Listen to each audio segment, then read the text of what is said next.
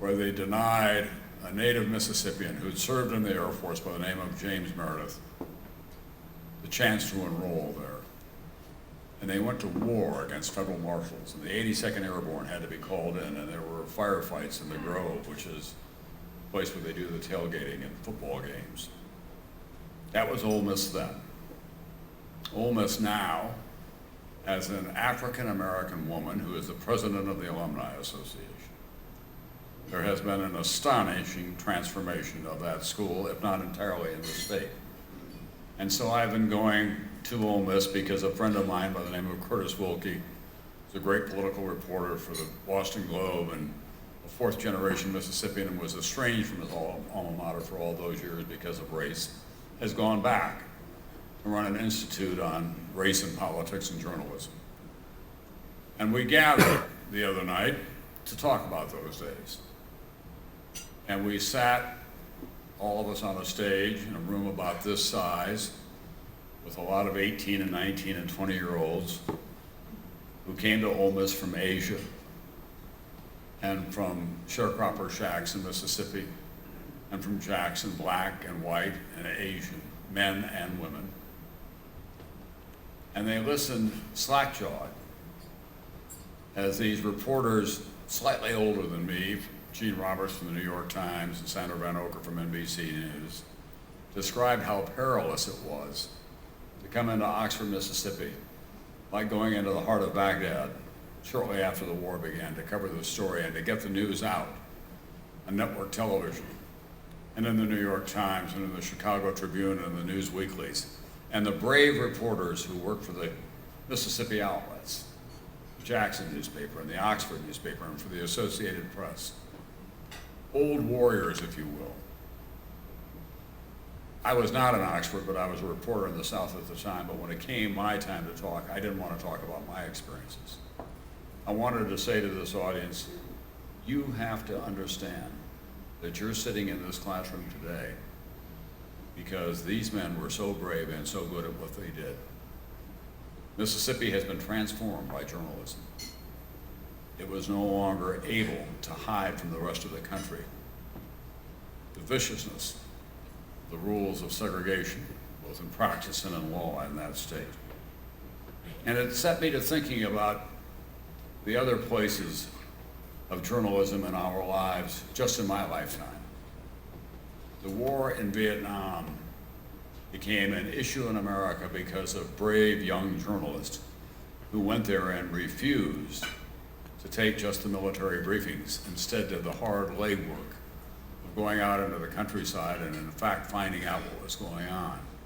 While simultaneously back at home, other journalists were covering the anti-war movement and the agony of those who were trying to decide whether they felt moral outrage against the war or an obligation to go serve their country in some fashion. I was White House correspondent during Watergate.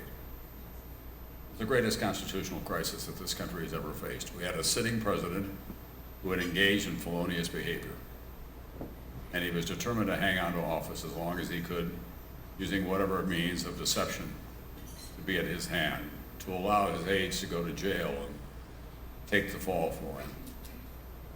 And every day, my friend, Fred Zimmerman from the Wall Street Journal, we all buddied up in those days because you needed somebody to check your material so you could check theirs and share sources and get through the long days. Every day, Fred and I would look at each other at the end of 9, 12, 13 hours in the press room, and I would say to Fred, it doesn't make sense what they had done that day, and Fred would say, until you remember he's guilty. But we didn't say that on the air. He didn't put it in print until we had the facts. We played that story straight. And when the smoking gun tapes were released, the country understood the consequences of what we were dealing with. And journalism, especially the work of Bob Woodward and Carl Bernstein, unraveled one of the greatest scandals in the history of this country at the highest levels. A lot of people ask me these days at this stage in my career, they come to the old Anchorman's rest home and I'm sitting there with a lab robe in a rocking chair with the nurses and attendants. And they ask in a kind of quavering voice, well, Mr. Brokaw, what were the most important stories of your career? And I say to them, the single most difficult story of my career was 9/11. The largest story of my life, the collapse of the Soviet Union and the liberation of people around the world. 1989 was a year that I'll never forget. 1989 was the year in which the Soviet Union came down, Poland was liberated, Czechoslovakia, Berlin Wall collapsed, and Tiananmen Square happened in China. I spent most of my life that year on overnight flights to distant places, documenting this exceptional tsunami of freedom that was sweeping around the world at a time and on a schedule that no one had anticipated. And journalism carried that story to the world and gave hope to those people who were fighting back against communism. I'll never forget the final news conference that the East Germans had before the wall came down. It was a news conference in a room quite like this. And the East German Communist Party chief sat on a stage and tried to hold off the rising anger and frustration and emotion of East German journalists who were determined to get the story out to their fellow citizens about, in fact, what was being done to them. And then 9/11 happened. And how determined we were to try to put together this complex story, print and electronic alike, share with America why we were under attack, who was responsible, and what the possible consequences might be. And now we're living through this difficult economic passage. And people's nerve endings are exposed as I have not seen them in a long, long time as I go across the country.